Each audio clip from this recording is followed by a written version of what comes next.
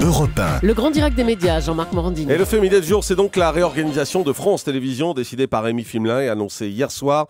Hier soir, en effet, le PDG a annoncé la suppression des directions de chaînes et la mise en place d'un nouvel organigramme central. Bastien Millot, bonjour. Bonjour Jean-Marc. Merci d'être en direct avec nous. Vous êtes notre spécialiste médias et communication. Alors d'abord, on revient sur cette annonce. Et oui, ils sont 4, Jean-Marc, comme les 3 mousquetaires, et c'est à eux que va revenir aux côtés de Rémi Fimelin la lourde tâche de faire désormais naviguer le paquebot France Télé. La rumeur, on le sait, courait depuis quelques jours. On en avait parlé avec Renaud Revel à la fin de la semaine dernière.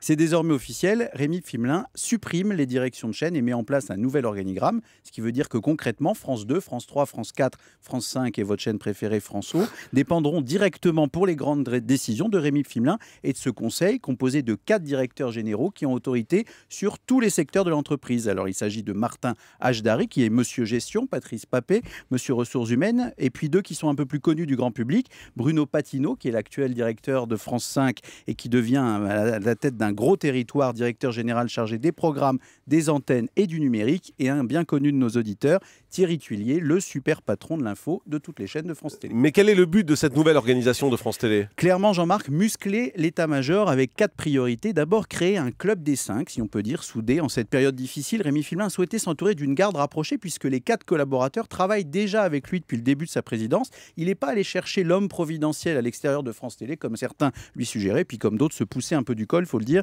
pour essayer de récupérer le poste. Ensuite, c'est une vraie rupture stratégique. On se souvient, il y a quelques années, quand l'entreprise unique France Télévisions est devenue une, c'est-à-dire qu'on a supprimé l'identité juridique des chaînes pour transformer une seule entreprise, c'était à l'époque de Patrick de Carolis, et bien Rémi Fimelin, en arrivant, avait souhaité remettre des patrons de chaîne. Visiblement, il a compris que cette stratégie n'avait pas été forcément heureuse, puisque ce ne sont pas les directeurs nommés qui faisaient l'identité des chaînes, mais plutôt les directeurs des programmes qui décident, vous le savez, des contenus. Donc ça, c'est un changement stratégique. Parfois, dans la presse, on parle de copier-coller de l'époque précédente. Ça n'est pas tout à fait vrai. Vous en souvenez, à l'époque de Patrick de Carolis, il y avait 2 super directeurs généraux. Il y avait Patrice Duhamel qui gérait les programmes et l'info, et Damien Cuer qui gérait la gestion et les ressources humaines. Là, ils sont 4. Et puis enfin, c'est une nécessité. On l'oublie un peu, mais Rémi Fimelin n'est qu'à la moitié de son mandat.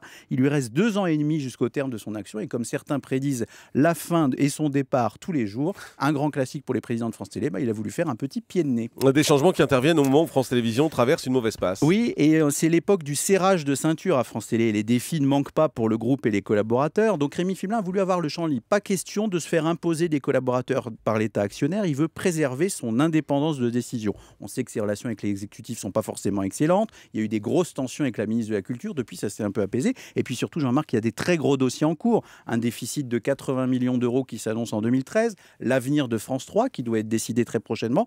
La fusion des rédactions qui est un véritable chiffon rouge pour les syndicats. Bref, il a besoin d'une stratégie lisible qui sera certainement avec cette organisation plus efficace, mais évidemment sans aucun état de grâce. Bon courage à ce nouvel exécutif. Merci beaucoup Bastien Millot.